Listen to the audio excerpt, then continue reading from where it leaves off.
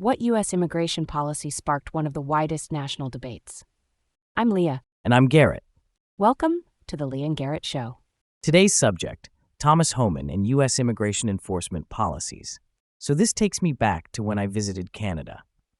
I remember this one time I was crossing the border. It was late, and I had forgotten to pack a few important documents. Whoops! Just one of those moments.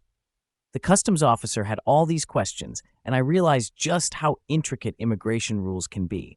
Anyway, it was a bit hilarious looking back now, but it got me thinking, how complex must it be to manage a whole nation's borders, right? Oh, totally. Immigration policies are like this huge puzzle. So many pieces need to fit together. Let's kick things off. Who is Thomas Homan?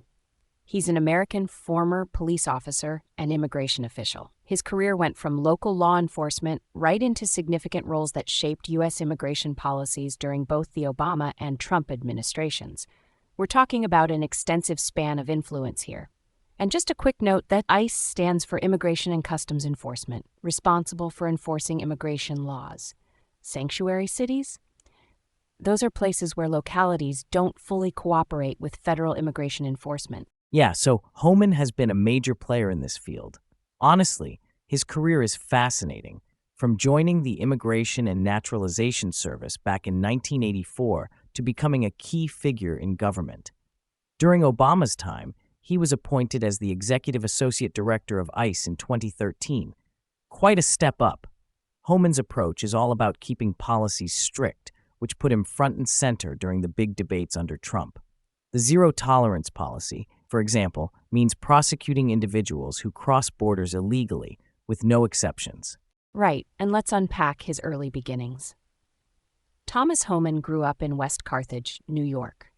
His roots in this small town really set the stage for his career focus on law and community engagement.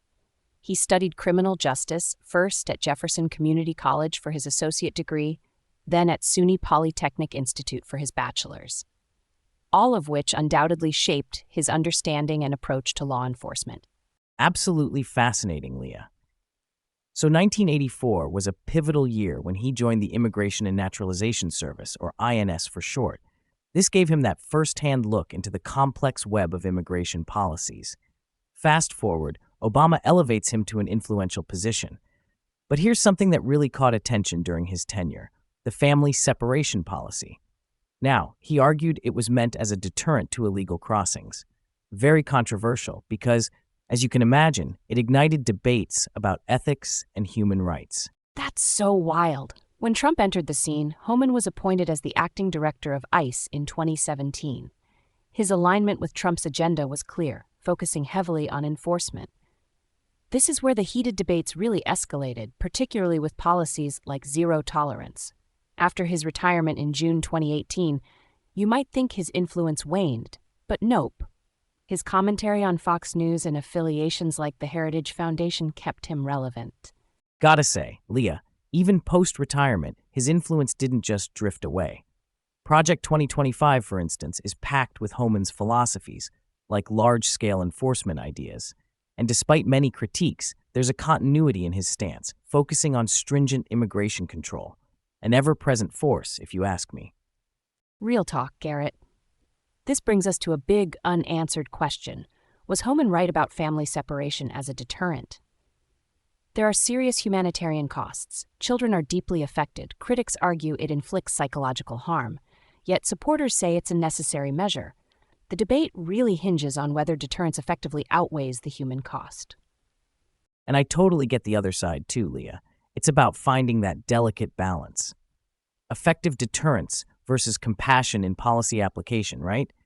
Anyway, his appearances on Fox News shaped how people saw these policies during the Trump years. The media played a massive role in shaping public opinion and fueling debate. Exactly. Sometimes it feels like media stories can skew perspectives. I'd love a documentary that dives deep into the humans behind the statistics, those personal stories that really drive home the impact of these policies. All right, let's roll on. Why should we even bother studying these policies? Well, Leah, understanding the impact on communities helps us grapple with the balance in immigration law. It's about more than policy, it's about human lives and justice.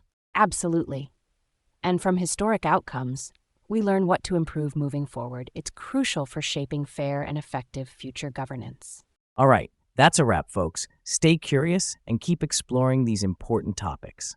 Until next time, let's keep those minds open